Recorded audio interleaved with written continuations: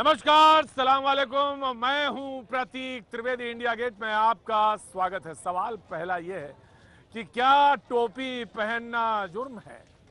क्या मुसलमान इस देश में दूसरे दर्जे का शहरी है? ये सवाल बड़े हैं, ये मैं नहीं कह रहा, ये वही कह रहे हैं जो अक्सर ऐसे बोलते हैं। अक्सर उनके मुंह से यही बात निकलती है। सवाल यह है कि फिर हम इस मुद्दे को लेकर क्यों आते हैं? आप हमसे पूछ सकते हैं, आप इस मसले को लेकर इस तरह से फुटपाथ पर क्यों घूमते हैं और फुटपाथ पे ये मसला क्यों रखते हैं? ये तो बड़ा सेंसिटिव मसला है ना। आप क्यों पूछते हैं, आप क्यों बात करते हैं? ये अच्छी बात नहीं है। इससे हिंदू मुसलमान में एक दरार पैदा होती है। अरे मेरे भाई, जो बोल रहे हैं, जो बतिया रहे हैं, जो जोर जोर से चिल्ला रहे हैं, आखिर उनका मकसद क्या है? पहले ये जान लेते हैं। हम तो आपके अपने हैं, जब चाहिएगा, जैसे चाहिएगा, सूली पे हमको चढ़ा दीजिएगा, वो बात अलग है। जी हाँ, लेकिन ये बात बड़ी नागवार गुजरी तो तमाम लोगों ने तमाम तरह से प्रतिक्रिया दी। और हमारे साथ ये यहाँ पर जो लोग मौजूद हैं, इंडिया गेट पे अभी साहब ईद का जश्न चल रहा है। थोड़ा हल्का हुआ पिछले हफ्ते से अगर हम बात करें तो इस बार अभी यहाँ पर मौजूद सोमवार को ईद में उतनी भीड़ नहीं दिखी जितनी पिछले हफ्ते थी। तमाम भीड़ थी। तो कहाँ से आप आ गए हम हुजूर? जी गुलबर्गा से आ गए। गुलबर्गा से आ गए। हाँ, तो बयान कुछ ऐसा ही था कि मुसलमान जो है हिंदुस्तान में दूसरे दर्जे का शहरी है। और पहला सवाल उन्होंने कहा टोपी पहनना इस मुल्क में जुर्म है। जुर्म है साहब? आप तो पहने हुए आराम से पहन सकते हैं, ऐसा पहन सकते हैं ना? हाँ। तो पहनने में तो कोई भी हर्जा नहीं है ना? नहीं नहीं नहीं। हाँ, तो फिर कौन को ये बात क्यों, जो जिसने कही है, गलत बात है या सही बात है? सही बात है। सही बात है कि गलत बात है? गलत बात है, गलत बात है, गलत बात है। जनाब अली, नाम क्या हो गया हुजूर? मोहम्मद सगीर फारूकी। मोहम्मद शकीर फारूकी। अगर मैं दुरुस्त हूँ तो आप 3-4 दिन पहले यहीं थे? जी। तो यहीं घूमते रहते इंडिया गेट में? नहीं, शिमला गया था, शिमला से वापस आया। और शिमला से गए सीधे इंडिया गेट? हाँ। हाँ, तो जनाब अली ओवैसी साहब ने एक बात कही। उन्होंने कहा कि टोपी पहनना इस गुनाह है और मुसलमान जो है दूसरे दर्जे का शहरी है इस हिंदुस्तान में। बताइए हुजूर, आप तो कहाँ शिमला से लेकर कहाँ घूमते हैं? नहीं, टोपी पहनना कोई गुनाह नहीं है। हाँ। हम कोई गुनाह नहीं है। और कुछ लोगों का जो जहन हाँ। है वो गंदा हो गया है। जहन गंदा हो गया। गंदा। आपका नाम? कुछ लोगों का? कितने लोग? बस चंद लोग। जरा हाथ में बताइए। एक समझ लो कि 5% लोग हैं। इससे भी कम हैं। आपका नाम हुजूर? मेरा नाम इफ्तिखार है। इफ्तिखार साहब, ये जो ओवैसी साहब बोलते हैं, क्यों बोलते हैं ऐसा? क्यों तो ऐसी बात करते हैं? नहीं बोलना चाहिए। नहीं बोलना चाहिए ना। हुजूर क्या नाम है आपका? शब्बीर है। शबीर साहब ये बात क्यों बोलते हैं? खुद ही टोपी पहनते हैं, क्यों बोल रहे हैं समझ में नहीं आ रहा। मुझे तो नहीं समझ में आया। कोई नहीं पूछता ऐसे, भाई टोपी क्यों पहने? भाई तुम पहने हो टोपी, तुम्हें किसी ने पूछा कि टोपी क्यों पहने हो? यहाँ आ गया मेरा नाम। क्या बात है, माशाल्लाह, क्या सूरत पाई है। क्या मेहंदी भी लगाई है? जगह दिखाओ जरा, मेहंदी वाले हाथ दिखाओ। है क्या बात है, मेहंदी लगाई है। क्या नाम हो गया? यासिन खान। यासिन खान साहब, बताओ टोपी पहने हो तो किसी ने पूछा कि क्यों टोपी पहने हो? नहीं पहने जी। और तुम्हें कभी लगा कि तुम दूसरे दर्जे के शहरी हो? नहीं। तो वैसे दिल्ली गए हैं। हाँ, दिल्ली के हैं, यहीं के हैं, 1 नंबर के हैं। ये बात क्यों कहते हैं? तो ओवैसी साहब ये बात क्यों कहते हैं? बताओ चाचा, आप बताओ। अब उनकी बात है। अब उनकी बात। अब मैं क्या तो हमसे तुम एक काम करो, पहले हमसे तुम गले मिलो। ईद पे तुम चले गए थे। आओ। ये बात हुई। तो तुम तो चले गए थे ईद में, लेकिन अब इत्तेफाक से इंडिया गेट में मिल गए, तो ईद तो हमने मिल ली। और बात दरअसल ये है कि वो ये बात क्यों कहते हैं, आग क्यों उगलते हैं, ये हम पहले जान लेते हैं। और फिर यहाँ पे हिंदुस्तान में तो माथे पे लिखा नहीं कि कौन मुसलमान और कौन हिंदू। बात का सिलसिला यही जोड़ेंगे। आप बस हुजूर यही इंडिया गेट पे मौजूद रहिएगा। यूं गए और वो पैकेज देख के वापस। मुसलमानों के तबाही और बर्बादी के कानून ऐवानों में बनते। ये जहर उगलती जुबान जूनियर ओवैसी की है। AIMIM विधायक और असदुद्दीन ओवैसी के छोटे भाई ने एक बार फिर भड़काऊ बयान देते हुए देश की संसद को भी नहीं छोड़ा। अकबरुद्दीन ओवैसी यहीं नहीं रुके, अपने जहरीले भाषण में संसद के साथ ही प्रधानमंत्री को भी लपेटा और बेहद सख्त लहजे में चेतावनी दे डाली। ऐ विश्व हिंदू परिषद वालों, ऐ बजरंग दल वालों, ऐ नरेंद्र मोदी, सुन ले, ये मुल्क तेरे बाप की जागीर नहीं है। ये अकबरुद्दीन का कोई पहला विवादित बयान नहीं है। भीड़ और वोट खींचने के लिए इन भाषणों का इस्तेमाल अक्सर सफल रहा है। ये वही ओवैसी हैं जिन्होंने कभी कहा था कि 15 मिनट के लिए पुलिस हटा दीजिए, फिर देखिए हम क्या करते हैं। बीजेपी के मुताबिक ये प्रचार के भूखे हैं और देश को बांटने की मंशा रखते हैं। जला दिया गया। ओवैसी ने आईएसआईएस के जो समर्थक थे उनको लीगल एड देने की बात कही थी, तो स्वाभाविक रूप से यह देश को बांटने वाली नीति है और हिंदुस्तान कभी भी अकबरुद्दीन जैसे लोग जो देश को बांटना चाहते हैं उनको अपने मंसूबे में सफल होने नहीं देगी। ओवैसी बंधुओं की सियासत ने सबसे ज्यादा कांग्रेस और उसकी सहयोगी पार्टियों को नुकसान पहुंचाया है। ऐसे में विपक्ष भी इसे चुनावी स्टंट मान रहा है। आप उस व्यक्ति और उस पार्टी का वक्तव्य मुझे पढ़ रहे हैं जिसको मैं आपके सामने बेबाक होके औपचारिक रूप से बीजेपी की बी टीम कहता हूं। ये बीजेपी की बी टीम का वक्तव्य है। इस मुल्क का मुसलमान समावेशी चरित्र की राजनीति में यकीन करता है। उसके लिए नेता जरूरी नहीं है कि मुसलमान ही हो। इस चीज को वो भूल गए। एमआईएम जैसी पार्टियों की सियासत का आधार ही मजहब है। जनता अगर जाति धर्म से ऊपर उठी तो ऐसे दलों के सामने वोट के लाले पड़ने तय हैं।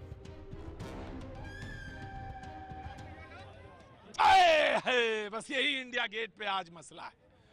मसला यह है कि तय करना है कि आखिर प्रधानमंत्री को ऐसी बात कहने वाला कौन है। और ये बात बताइए जरा हुजूर आली कि पार्लियामेंट तो सबको एक नजर से देखता है, तो आपने ये बात क्यों कही कि मुसलमानों को वो दूसरी नजर से देखता है और उनके खिलाफ पार्लियामेंट में कानून बनता है? आखिर ये बात क्यों कही? और टोपी पहनने पे किसने सवाल उठाया? भाई आपसे किसी ने पूछा कि आप टोपी क्यों पहनते हैं? जी नहीं। आगे आइए हुजूर आली, क्या नाम हो गया आपका? इस्लाम। इस्लाम साहब, इस्लाम साहब बताएं कि आपको, इस्लाम साहब बताएं कि आप टोपी पहने हुए, तो किसी ने टोका आपसे पूछा कि आप टोपी क्यों पहने? जी नहीं। और आपको किसी ने ये कहा कि आप दूसरे दर्जे के आदमी हैं? नहीं, ऐसी कोई बात तो नहीं कही। और किसी ने कहा कि आप मुसलमान हैं, आपके माथे पे लिखा था क्या? नहीं। अगर टोपी ना पहने हो तो शायद हुजूर को कोई पहचान भी ना पाए। सही बात। लेकिन वो कहते हैं, आपका नाम क्या है हुजूर आली? जनाब जो भी हो, आप ये पूछिए कि मेरा आपका सवाल क्या है? सवाल ये था कि मुसलमान दूसरे दर्जे का किसने नागरिक है, ये ओवैसी साहब कहते किसने हैं। कहा? ओवैसी साहब। किसने कहा? ओवैसी साहब। वो उनकी अपनी सोच है, वो उनकी अपनी सोच है। यहाँ जो भी बंदा है, कोई हिंदू नहीं है, मुसलमान, कोई ना हिंदू है ना मुस्लिम है। यहाँ सारे पहले तो हिंदुस्तानी है सब। ना तो कोई हिंदू है, ना कोई मुस्लिम है, ना कोई सिख है, ना कोई ईसाई है। यहाँ पर कुछ लोग वोटों की राजनीति करने के लिए, अपनी रोटियां सेकने के लिए ये सब कर रहे हैं। हु इज ओवैसी यार, उसको किसने परमिशन दी कि ये बात बोले? टोपी पहनने के लिए हमें क्या करना है यार? ठीक है यार, तुम्हारा मन करता है तुम पहनो, आपका मन करता है, आपका मजहब कहता है। वो ये बात कहते हैं कि टोपी पहना जो है, वो ये कह रहे हैं कि टोपी पहन ली तो गुनाह कर दिया क्या? वो ऐसा कहते हैं। किसी ने गुनाह नहीं किया। नहीं क्या? क्या नाम है हुजूर आपका? संजीव कुमार। संजीव कुमार जी, इंडिया गेट घूमने आए हैं? नहीं जी, वैसे टाइम में घूमने ही आया हूं, बताइए। तो ऐसे तो कोई नहीं आएगा ना, घूमने आए, इंडिया गेट देखने आए हैं। तो क्या आपका क्या है इसमें? मेरा तो सर ये है, सबसे पहले हम सब लोग हिंदुस्तानी हैं। हिंदुस्तानी है, सबसे पहले हम लोग हिंदुस्तानी हैं। ये क्या है, सिर्फ एक दो टुक की राजनीति है। हाँ। राजनीति करती है कि हम हिंदू, हाँ। ये हिंदू और ये मुसलमान, हाँ। ठीक है ना?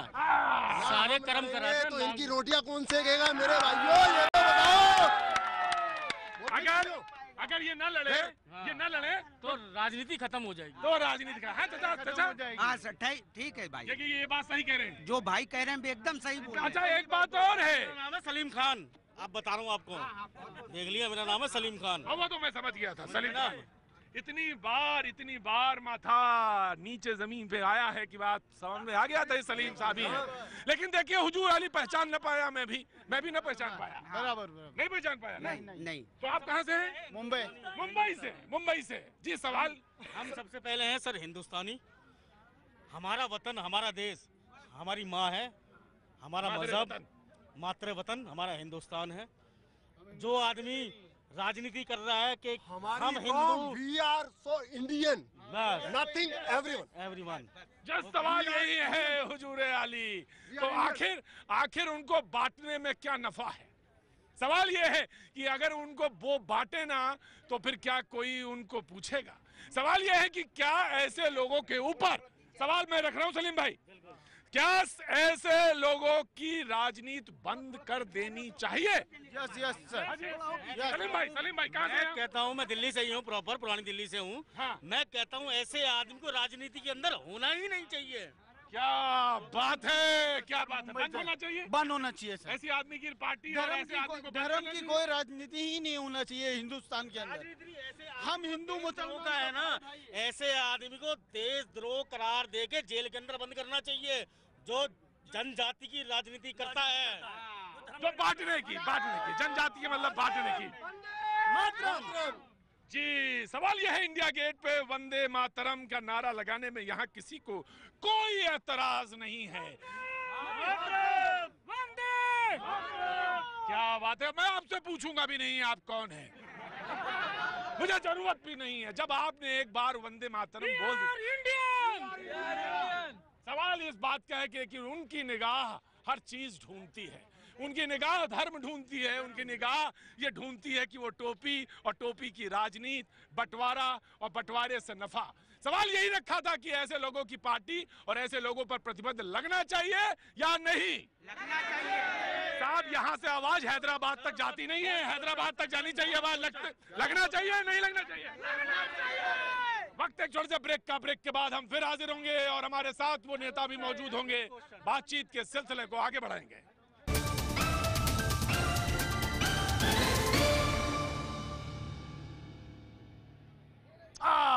बाजी, क्या बात है आपकी, धीरे धीरे तरफ मेरे पास चले आइए। जी बाजी, अच्छा नहीं लगता उनका ऐसा बोलना, बेहद कड़वा बोलते हैं, पता नहीं क्यों जहर बोलते हैं, ऐसा जब बोलते हैं तो लगता है ओहो।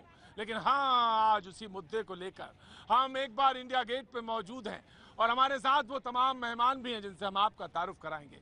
लेकिन बाजी वो ये कहते हैं कि अगर मुसलमान उठ जाए देश से, यानी जो सो रहा है, उनको लगता है जो सो रहा है, अगर वो उठ जाए तो इस मुल्क की 50 सीटें जीत सकता है। और हम ये कहते हैं कि अगर वो सारे लोग जो उनके साथ खड़े हैं वो उनको नहीं दिखाई देते, लेकिन वो ये कहते हैं हाँ अलबत्ता अगर वो जो सोता हुआ मुसलमान उठ जाए, अगर वो ये कह रहे हैं तो 50 सीटें वो इस मुल्क की जीत सकता है। भाई ज्यादा जीत सकता है, क्यों हम वोट नहीं देंगे क्या उनको, क्यों नहीं देंगे भाई? सवाल तो ये है कि हम क्यों नहीं वोट देंगे, हम भी तो वोट देंगे, हमारे जैसे तमाम सारे लोग वोट देंगे। लेकिन वो ऐसा बोलते हैं, कड़वा बोलते हैं। क्या नाम है आपका? सुनील कुमार। आप तो बहुत अच्छा बोलते हैं सुनील जी। सुनील जी कहाँ रहते हैं आप? ग्वालियर। तो ये बताइए वो ये क्यों कहते हैं, ऐसा बांटने वाली बात क्यों करते हैं? सर हम तो इस चीज में जानते नहीं हैं, तो जानते नहीं, सीधे साधे इंसान है, हमको इस बंटवारे की बात का पता ही नहीं है। बताइए क्यों कहते हैं वो ऐसा बंटवारे वाली बात? साथ में फर्क महसूस करते हो, हम तो करते नहीं। फर्क महसूस करते हैं, अब वो ऐसा लगता है हम नहीं करते, वे करते हो शायद। हाँ, हम तो नहीं करते लेकिन वो करते हैं। क्या नाम है आपका? अर्जुन। अर्जुन को सिर्फ चिड़िया दिखती है। क्या नाम है बेटा? सलाउल्लाह साहब कहाँ रहते हैं आप? सीलमपुर में रहते हैं। हाँ, क्या बात है। तो क्या कर रहे हैं आप? पढ़ाई कर रहे हैं, इल्म ले रहे हैं, पढ़ के आगे आना चाहते हैं। तो सबसे पहले जो मेरे मेहमान मौजूद हैं उनसे हम आपका तारुफ कराएंगे। हमारे साथ इस बेहद उमस और गर्मी की शाम में हमारे साथ जो मौजूद हैं, सबसे पहले मैं उनका अंसार रजा साहब, चेयरमैन गरीब नवाज फाउंडेशन, बहुत बहुत शुक्रिया साहब। उनके बगल में राजीव त्यागी, कांग्रेस का पक्ष रखने के लिए हमारे साथ मौजूद हैं, बहुत बहुत शुक्रिया राजीव जी हमारे साथ आने के लिए। हमारे साथ विजय शंकर तिवारी जी विश्व हिंदू परिषद के मौजूद हैं, जो कि यहाँ पर विश्व हिंदू परिषद का पक्ष रखेंगे, बहुत बहुत शुक्रिया विजय शंकर जी। हमारे साथ डॉक्टर एस.के. दत्ता जी मौजूद हैं, जो कि अपनी बात और अपनी जीत को यहाँ पे इंडिया गेट पे मुझे मिले और मैंने कहा क्यों नहीं, आप आ जाइए, जुड़ जाइए दत्ता जी, आप भी अपनी बात रखिए। शुक्रिया दत्ता साहब, बहुत बहुत। और हमारे साथ मुफ्ती एजाज अरशद कासमी साहब मौजूद हैं, बहुत बहुत शुक्रिया। All India Muslim personal law board से मेंबर हैं और हमारे साथ मौजूद हैं, बहुत बहुत शुक्रिया साहब जो हमारे साथ जुड़े हैं यहाँ पे इंडिया गेट में। और हमारे साथ बीजेपी का पक्ष रखने के लिए आर.पी. सिंह साहब मौजूद हैं, शुक्रिया सिंह साहब, बहुत बहुत शुक्रिया। सवाल ये है कि मैं आपसे अंसार साहब पूछना, वो है कि आखिर ऐसी बात अकबरुद्दीन ओवैसी, छोटे ओवैसी साहब ऐसी टूटी वाली बात क्यों करते हैं, बंटवारे की बात क्यों करते हैं, टूट फूट की बात क्यों करते हैं? सबसे पहली बात तो मुझे आज मीडिया पर हंसी आ रही है कि अकबरुद्दीन ओवैसी जैसे गली महल्ले के नेता को आप इतनी अहमियत दे रहे हैं। क्या बात है, बहुत अच्छी बात। एक 2 कौड़ी का आदमी जिसने हैदराबाद से बाहर की जमीन नहीं देखी, उस पर आप डिबेट कर रहे हैं, ये बड़े कमाल की बात है। जहाँ तक सवाल उसकी भाषा का है, वो जहर पहले भी उगलता रहा है, आज भी जहर उगल रहा है। हमारा कानून क्या कर रहा है? सुप्रीम कोर्ट का आदेश है, सुप्रीम कोर्ट का हुक्म है कि आप किसी भी तरीके से मजहबी बात करके वोट की बात नहीं कर सकते। और वो अपने भाई को हीरो बना करके कह रहा है कि मेरा भाई चाहे तो 50 सीटें जीत सकता है। अबे तो अपनी सीट तो कायदे से बचा ले, बाद में तू 50 सीट की बात कर। और हिंदुस्तान आज़ाद मुल्क है, 543 सीट में सब जीत जा मोदी जी 300 से ज़्यादा सीटें अपने दम पे जीत के आए। तू भी तो बाहर निकल, कब तक दलाली करता रहेगा दूसरों की? पूरे मुसलमानों को तू लपेट करके अपने आप को हीरो बना रहा है। मैं डंके की चोट पर पूरे हिंदुस्तान की आवाम से ये कहना चाहता हूँ और अवाम की तरफ से ये कहना चाहता हूँ कि असदुद्दीन ओवैसी हो या अकबरुद्दीन ओवैसी हो, ये मुसलमानों के लीडर नहीं है। हिंदुस्तान के मुसलमानों ने कभी मुसलमानों को अपना रहबर नहीं माना। कभी नेहरू को माना, कभी गांधी को माना, कभी मुलायम सिंह को माना, कभी नीतीश को माना, कभी ममता को माना और आज मोदी को मान रहे हैं।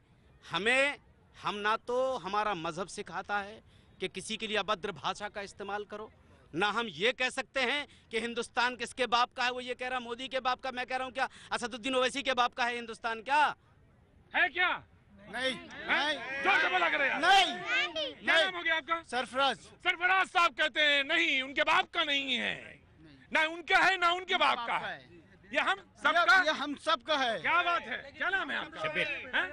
शब्बीर साहब। मैं आपसे मैं आपसे जानना चाहता हूँ, जैसे उन्होंने एक बात एक ही सांस में बात कही, बोले कि जैसे मुसलमानों ने मोदी जी को आज अपना नेता, आप मानते हैं? देखिए, कोई भी हैट स्टेटमेंट हो उसकी हौसला अफजाई नहीं की जा सकती, लेकिन हम उस तरह के जुमले का भी इस्तेमाल नहीं कर सकते जैसे मौलाना अंसार रजा कह रहे हैं कि गली कूचे के नेता है। देखिए, हर आदमी की अपनी पॉलिटिक्स होती है। जहां इस देश में हम देख रहे हैं, देंगे आप नहीं, जहां इस देश में पोलराइजेशन की सियासत शुरू किसने की है? आप देख लीजिए कि ये पोलराइजेशन तो सबसे ज़्यादा अब मतलब ये खुद बीजेपी वाले कर रहे हैं, तो उसी के नक्शे कदम पर चलते हुए वो भी पोलराइजेशन की पॉलिटिक्स में आ गए हैं। इसमें क्या बुराई है? मैं नहीं समझता हूँ कि अगर वो पॉलिटिक्स कर रहे हैं तो पॉलिटिक्स का वही तकाजा है। जहाँ ये बीजेपी वाले ये कहते हैं कि हम पॉलिटिक्स करते हैं, हमको चूंकि माइनॉरिटी वाले वोट नहीं करते हैं इसलिए हम हिंदू की बात करते हैं और हम पोलराइजेशन की सियासत करते हैं। देखिए, एजाज साहब ने बात कही, उन्होंने कहा कि बीजेपी पोलराइजेशन की बात करती है, बंटवारे की बात करती है, लिहाजा ओवैसी साहब, छोटे ओवैसी साहब, अकबरुद्दीन ओवैसी साहब ने जो बात कही वो गलत नहीं है। हालांकि हार्ड नहीं बोलना चाहिए था, लेकिन उन्होंने कुछ गलत नहीं कहा। सवाल ये है आरपी सिंह साहब, मैं आपसे पूछना चाहता हूं, वो ये कह रहे हैं कि आप पोलराइजेशन की राजनीति करते हैं, तो उसने बोल दिया तो इसमें क्या गलत कर दिया? मैं बड़े अदब से पूछना चाहूँगा कि एक उदाहरण दे जहाँ पोलराइजेशन की बात होती हो। हम तो डेवलपमेंट की बात करते हैं, हम तो कहते हैं सबके घर में बिजली जाए, सबके घर में पानी जाए, सबके घर में राशन जाए, सबके सिर पर छत हो। अब अगर वो नेता जो कहते हैं कि हमको वोट नहीं देगा तो पाकिस्तान चला जाए, वो बीजेपी नेता जो कहते हैं कि पाकिस्तान चला जाए, वो बीजेपी नेता जो कहते हैं जो बीजेपी को वोट नहीं देगा वो राष्ट्रीय है ही नहीं है, वो देशभक्त है ही नहीं, और वो कहेंगे कि ऐसी बात करते हैं। अब ये देख लीजिए, अदब से कहता हूँ, अगर आपने गलत बयानी करनी हो, मैं अगर आप तो पत्रकार हैं, मैं चाहूँगा कृपा कर आज शाम को इनके साथ बैठ जाइएगा। ये जब का वो वीडियो कहना चाहिए निकाल कर दिखा दीजिएगा किस नेता ने कहा। जिस नेता की? हाँ, अरे सर एक साक्षी महाराज ने कहा था इलेक्शन, लोकसभा इलेक्शन के टाइम में साक्षी महाराज ने कहा था कि जो हमको वोट न दे वो सबको पाकिस्तान भेज देंगे।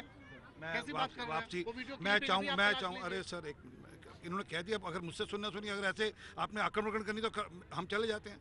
मैं वापस कह रहा हूँ, शाम को बैठ जाइए तसल्ली से, मैं फिर वापस आ जाऊँगा। मैं तो जाने वाला नहीं, आपका प्रोग्राम कई बार आता हूँ, दोबारा आ जाऊँगा जी।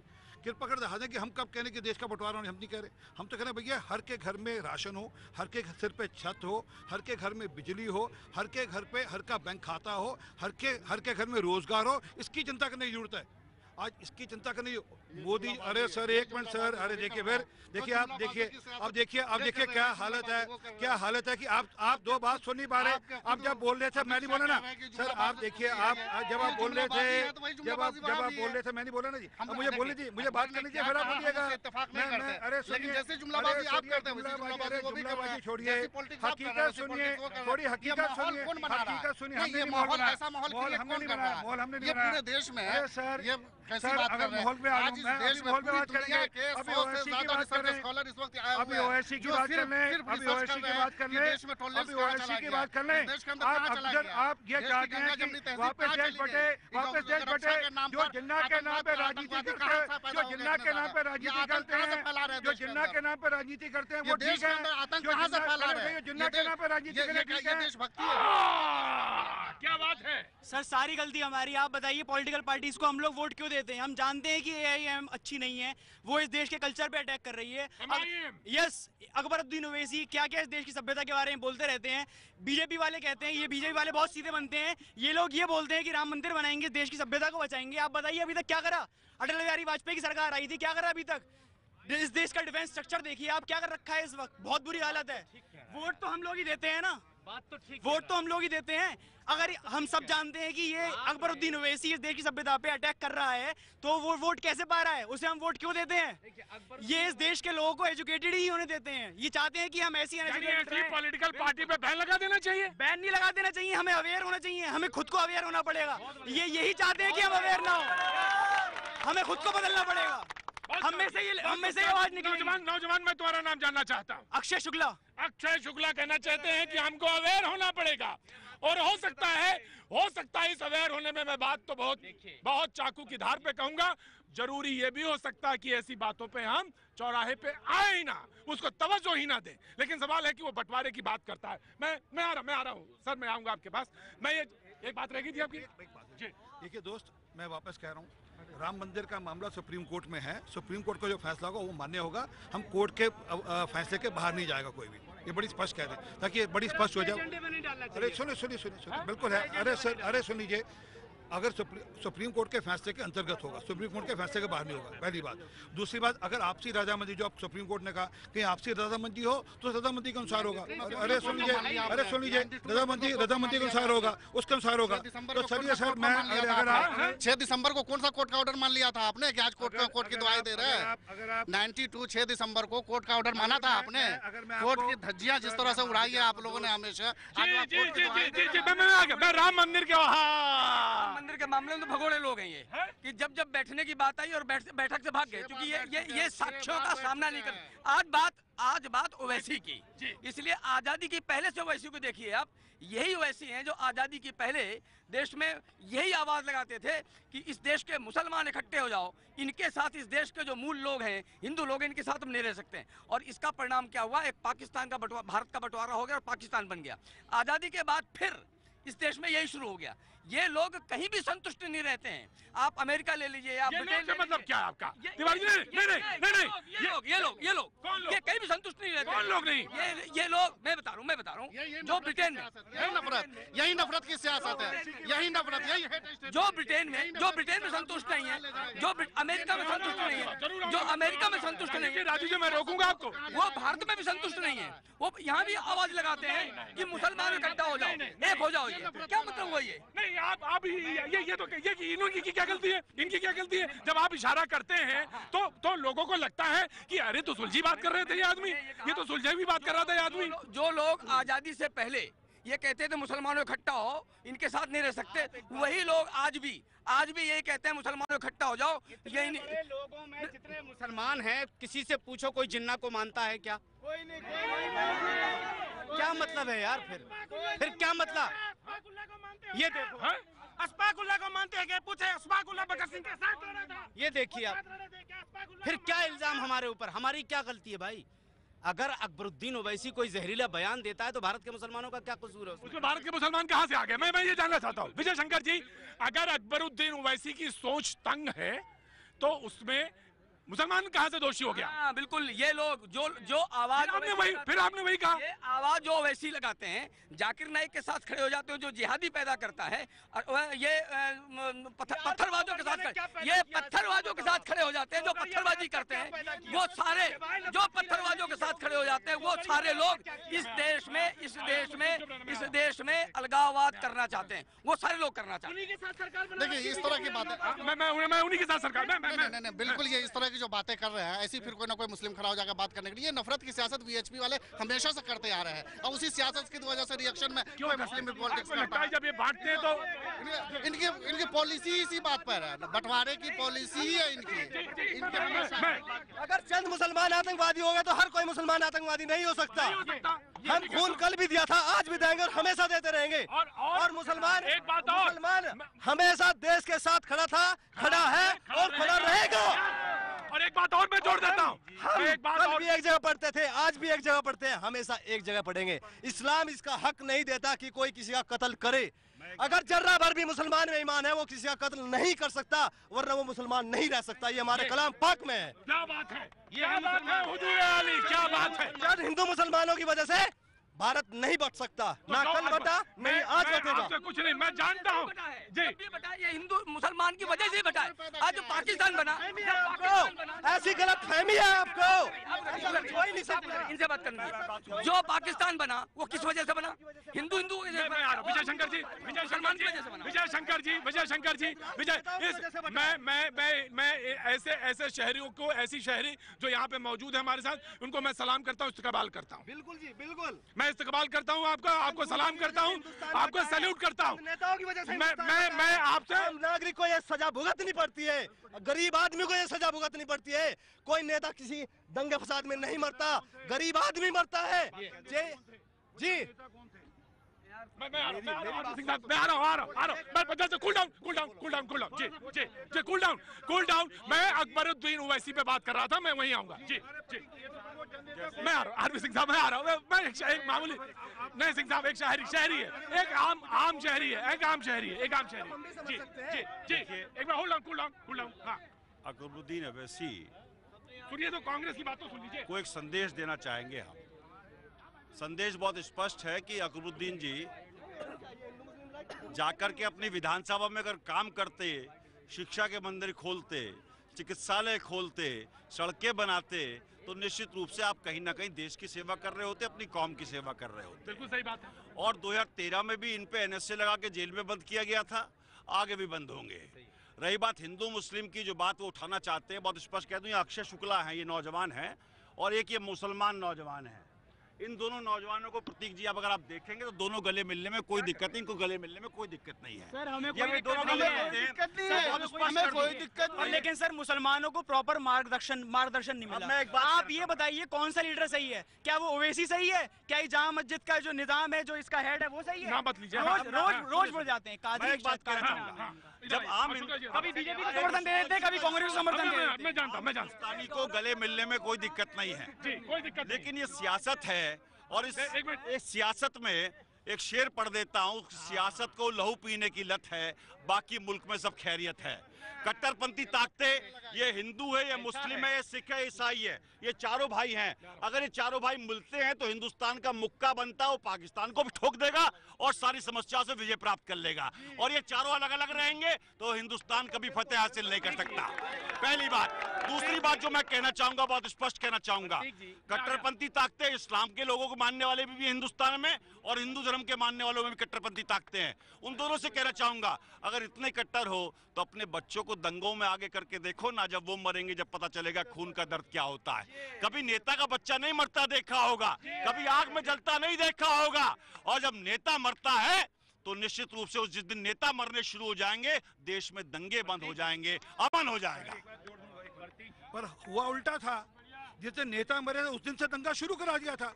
जब बड़ा पेड़ गिरता है, इसी यही बोले थे, यही खड़ बोले थे, जब बड़ा पेड़ गिरता है तो धरती हिलती है। उसके बाद दिल्ली के अंदर 3000 सिखों का कत्लेआम कर दिया, और बिना सोचे समझे टायर डाल कर चलाए हैं।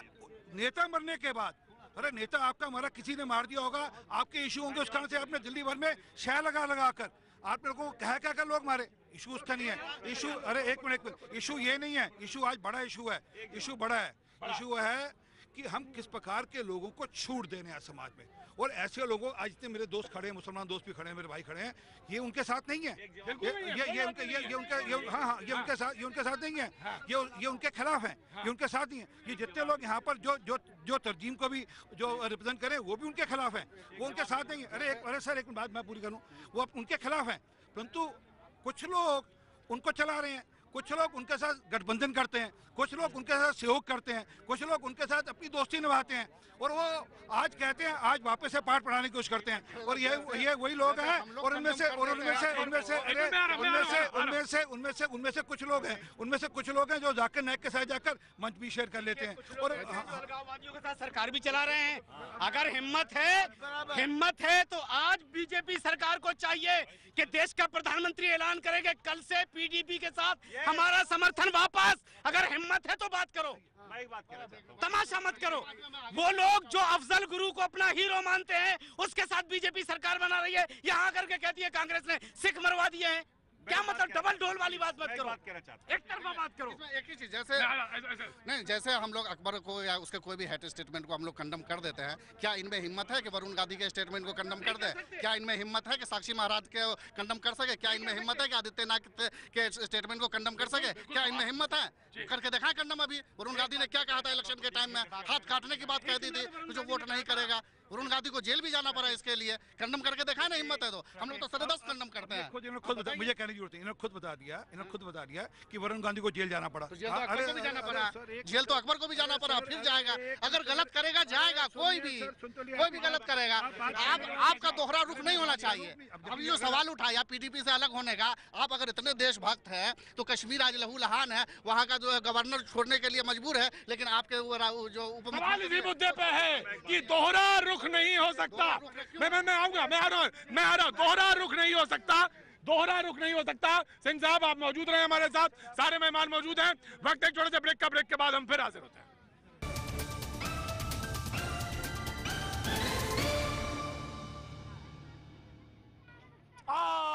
पाजी क्या बात है। जी हाँ पाजी, बिल्कुल एकदम शाम का मामला इंडिया गेट पे मौजूद और मुद्दा पाजी बेहद खोलता हुआ। आखिर वो ऐसा क्यों बोलते हैं, ये क्यों कहते हैं कि पाकिस्तान और हिंदुस्तान के मसले पर जिस तरह की बातचीत का सिलसिला अभी कुछ देर पहले यहाँ पे हुआ, उसके बाद ये लगा कि आखिर ऐसी बातें कहकर वो क्यों इस तरह से जहर घोलते हैं। हम बात आज अकबरुद्दीन ओवैसी की कर रहे हैं और उनकी पार्टी से जुड़े हुए तमाम मुद्दों को लेकर। और यहाँ पे हमारे मेहमान जी, मुझे मालूम है दत्ता जी आपका मसला रह गया था, मैं उसी मुद्दे से उसी चीज से जोड़ते हुए जी बताइए। दो पंथियों के साथ शुरू करता हूं प्रतुक। त्रिशूल टोपी छोड़ के बोलो वंदे मातरम। भारत में यदि रहना होगा वंदे मातरम कहना होगा। अगर भारत के नागरिक हो, चाहे अच्छा लगे या बुरा लगे, वंदे मातरम तो बोलना ही होगा। जो लोग वंदे मातरम के विरोध करते हैं या फिर वंदे मातरम जब होता है खड़े नहीं होते हैं, मुझे याद है बनाटवाला की बात, ओवैसी की बात या फिर आपके आजम खान की बात, इस तरह की बातें जो करते हैं, मैं समझता हूं कि वो लोग भारत के नागरिक नहीं है। चाहे वो हिंदू हो, चाहे वो मुसलमान हो, ईसाई हो, कोई भी क्यों ना हो, सबसे ऊपर देश होता है और देश के संविधान होता है। संविधान के विरोध जाओगे, देश के विरोध जाओगे तो कोई अधिकार नहीं होता है यहाँ पे रहने की। दूसरी बात यहाँ पे ये भी आती है कि कम्युनल एलिमेंट्स और कम्युनलाइजेशन क्यों हो रहा है। हमें ये देखने की आवश्यकता होती है कि जब अति कर देते हो एपीसमेंट की पॉलिसी को, तो उसकी बैकफायर या फिर बूमरैंग इफेक्ट होती है। जब एक्शन होगा तो रिएक्शन भी होगा, रिएक्शन भी अगर खतरनाक है तो एक्शन भी खतरनाक है। दोनों चीज इस देश में बंद होना चाहिए। बंद होना चाहिए। मैं आ रहा हूँ। इतने पढ़े लिखे आदमी और ये जो थोपना चाह रहे हैं कि वंदे मातरम कहना होगा, क्या वंदे मातरम कॉन्स्टिट्यूशनल वर्ड है? क्या कॉन्स्टिट्यूशन में लिखा हुआ? क्या फ्रीडम ऑफ स्पीच को आप जब्त करना चाहते हैं? आप कौन होते हैं हमारे सर पर थोपने वाले? ये कॉन्स्टिट्यूशनल वर्ड नहीं है, संविधान ने दिया है ये बात, इस देश के संविधान के हिसाब से है, वो राष्ट्रीय गान है। ये जो कहना वही कह दिया, राष्ट्रीय कॉन्स्टिट्यूशनल वर्ड है। कॉन्स्टिट्यूशन में ये लिखा हुआ है कि हमें कहना जरूरी होगा? ये बता दे, अगर कॉन्स्टिट्यूशन में लिखा हुआ है कि हमें वंदे मातरम कहना जरूरी होगा तो फिर बात है। अगर अब इनकी असलियत खुल गई, अब असलियत खुल गई कि ये बड़ी बड़ी बातें कर रहे थे, देश की बातें कर रहे थे, लेकिन जब वंदे मातरम की बात आई, जब वंदे मातरम की बात आई, भारत माता की जय बोलने की बात आई, तो ये देखिए अभी इनकी पोल खुल गई। जब हम राम मंदिर की बात करते हैं तो बाबरी मस्जिद की बात करते हैं, ये तो इनकी पोल तब खुल जाती है जब भारत में जो आस्था का बिंदु है गाय, उसको काटने की बात करते हैं। ये तो कुल मिलाकर गौ तस्कर जो है, जो गौ तस्कर है, उनके साथ खड़े होते हैं। ये तो ये जो बड़ी बड़ी बातें करते हैं, ये सब ढकोसला है। ये लोकल दिखाई के बात करते हैं, केवल दिखाई के बात करते हैं। ये उनकी पोल खुल जाती है, जो ओपन हो जाते हैं। ये जब कोई ठीक बात करते हैं तो बोलने नहीं देते ये। और इन्हीं का प्रतिरूप अकबर ओवैसी ने जो बोला है, अकबर ओवैसी ने बोला है, इसी प्रकार की भाषा ध्यान में आ गया। भारत माता की जय नहीं बोलेंगे, ये भारत माता की जय नहीं बोलेंगे। क्रिमिनल है ये खुद प्राइम मिनिस्टर ने ये बात कह दी कि जितने ये गौरक्षा के नाम पर कर रहे हैं सबके सब क्रिमिनल है और सबके सब आतंक फैला रहे हैं, तो उसके बाद फिर आपको क्या ये आपत्ति रह जाती है? ये पीएम के खुद वर्ड है। बिल्कुल बिल्कुल नहीं, वो उनके लिए बोला है, वो उनके लिए बोला है जो गौ कसी करते हैं, जो गौ तस्कर है, उनके लिए बोला है उन्होंने। गौ कसी करते हैं, देखिए असली मुद्दा ये है कि हम ओवैसी जैसे लोगों को क्या समाज में जो कह रहे हैं या कर रहे हैं वो करने की छूट देंगे? क्या समाज को धर्म के नाम पर, पंथ के नाम पर बांटने की छूट देंगे क्या? अगर ऐसी छूट हम देंगे तो क्या समाज आगे बढ़ पाएगा? जो आज मोदी जी का सपना है सबका साथ, सबका विकास की, सबको साथ लेकर आगे बढ़ने की जो मन है, क्या वो छूट है? क्या वो तभी पॉसिबल है जब हम सबके सब एक साथ चलेंगे। हम किसी धर्म के नाम पर, किसी पंथ के नाम पर हम ये नहीं कह सकते कि हम पंथ के नाम पे इकट्ठा हो जाएं। वो समाज के कानून के दोनों के खिलाफ है। अगर वापस कह रहे हैं, मोदी जी ने कहा कि छत सबके, अरे एक मिनट सुनिए, जब कहा छत सबके सिर पे होनी चाहिए, रोटी सबके पास होनी चाहिए, कपड़ा सबके पास होना चाहिए, घर में बिजली सबके पास होना चाहिए। देश के आज़ादी के 70 साल बाद भी 18,000 गाँव तक बिजली नहीं थी, आज जाकर 14,000 गाँव में उसमें बिजली पहुँचाई। एक गरीब मुल्क जिसको 300 साल अंग्रेजों ने लूटा और 6,30,000 गाँव में से 6,15,000 गाँव में बिजली पहुंचा दी कांग्रेस ने, 15,000 भारतीय जनता पार्टी को पहुंचानी, तो आपको मुबारक, आप करिए, हम स्वागत करेंगे, आप करिए इस काम को। लेकिन अब ओवैसी पे आ जाते हैं साहब। ओवैसी ये बाप, ये तुम्हारा हिंदुस्तान नहीं है, तुम्हारे पिताजी का हिंदुस्तान नहीं है, मेरे पिताजी का हिंदुस्तान नहीं है, ये हिंदुस्तान आवाम का हिंदुस्तान है, हिंदुस्तानियों का हिंदुस्तान है, भारतीयों का हिंदुस्तान है। और ये हिंदुस्तान जब मुक्का बना लेता है ना, तो ओवैसी तुम जैसे लोगों को चूहे की तरह से बिल में बांटने का काम करता है। और हिंदुस्तान के लोग बाग बहुत समझदार हैं, वो जानते हैं। तुम वहां पे भी गए थे महाराष्ट्र में, तुम बिहार में भी गए थे, और भारतीय जनता पार्टी के विधायक, गुजरात के विधायक यतीन ओझा जी ने कहा था कि ओवैसी और अमित शाह जी में डील हुई है। ये सबने पढ़ा, कहो तो आप, मैं अभी इंटरनेट पे दिखा देता हूं, हिंदुस्तान टाइम्स की स्टोरी, टाइम्स ऑफ इंडिया की स्टोरी। मैं ये कहना चाहता हूं, जो कट्टरपंथी तत्व हैं, कोई कट्टरपंथी तत्व किसी भी पार्टी के हों, उनको निश्चित रूप से संवैधानिक, आपने उनके साथ गवर्नमेंट चलाई है, बिल्कुल नहीं चलाई। नो, यूपीए के पार्ट रहे वो, यूपीए के पार्ट रहे वो, कैसी बात आप कर रहे हैं? कांग्रेस हमेशा से हमने कभी भी देखिए, ये बात है कि हमने कभी समर्थन नहीं मांगा किसी से। बहुजन समाज पार्टी भी हमें समर्थन कर रही थी, बहुजन समाज पार्टी भी हमें भारतीय समर्थन कर रही थी। मैं एक लास्ट सेंटेंस कहना चाहता हूं, कट्टरपंथ किसी भी तरफ से हो, कट्टरपंथी लोगों को संवैधानिक पदों पे नहीं मिलना चाहिए, बैठना चाहिए। लेकिन भारतीय जनता पार्टी के अपने गिरबान में झांकेगी, पहली बात। दूसरी बात, एक शेर पढ़ देता हूं, हम क्या बनाने चले थे, क्या बना बैठे, कहीं मंदिर बना बैठे, कहीं मस्जिद बना बैठे, हमसे तो ये परिंदे अच्छे, कभी मंदिर पे जा बैठे, कभी मस्जिद पे जा बैठे। लोगों को विकास मिलेगा या नौजवान है, इनके रोजगार के लिए भारतीय जनता पार्टी क्या सोच रही है, किसानों के लिए क्या सोच रही है? किसानों 70 साल बाद भी नौजवान को रोजगार नहीं दिया, 70 साल आज किया, 70 साल तक भी इन्होंने छत नहीं दी, 70 साल तक गाँव में बिजली नहीं दी, 70 साल तक गरीबों को बैंक का खाता नहीं दिया, 70 साल तक गरीबों को बैंक का खाता नहीं दिया, 70 साल तक लोगों को मैं उसी मुद्दे पे लड़ता हूं, मैं उसी मुद्दे पे पुराने जी लास्ट सेंटेंस राजीव साल की बात आई ना, 70 साल की बात आई ना, 70 साल पहले मेरा सेंटेंस पूरा होगा जी। 70 साल तक अवाम को बेवकूफ बनाते रहे, हुआ नहीं, लिंचिंग करना आ रहे हैं, यहाँ भी लिंचिंग करेंगे लोगों की, यहाँ भी लिंचिंग करेंगे, यहाँ भी मारेंगे लोगों को। आप क्या कहते रहे सिंह साहब, आप दूर रहिए, ये कोई तरीका हुआ आपका डिबेट करने का? तरीका नहीं हुआ डिबेट करने का। लिंचिंग में राजीव नहीं आता है, मैं तो आपको बता सकता हूँ ऐसे, पोस्ट ऐसे करा सकता हूँ, लेकिन लिंचिंग में नहीं आऊंगा, दबकाने में नहीं आऊंगा। मैं अपनी बात कह दूं, राजीव होल्ड ऑन, हमने ये किया, राजीव होल्ड ऑन, राजीव मैं दे रहा हूँ जी वाले हिंदुत्व के नाम पे एक मिनट मैं जब पूछूंगा, जब मैं नहीं अभी नहीं, मैं पूछूंगा अभी नहीं जी। ऐसा है, देखिए, सियासत इस कदर इंसान पर एहसान करती है, सियासत इस कदर इंसान पर एहसान करती है, बदन से नोचकर आंखें ये चश्मे दान करती है। ये हो रहा। एक भाई साहब, मैं आपके इसी शेर पे आज बस बात कर लेता हूँ, खत्म। मैं आज इसी मुद्दे पे आज अभी बस सिर्फ इतना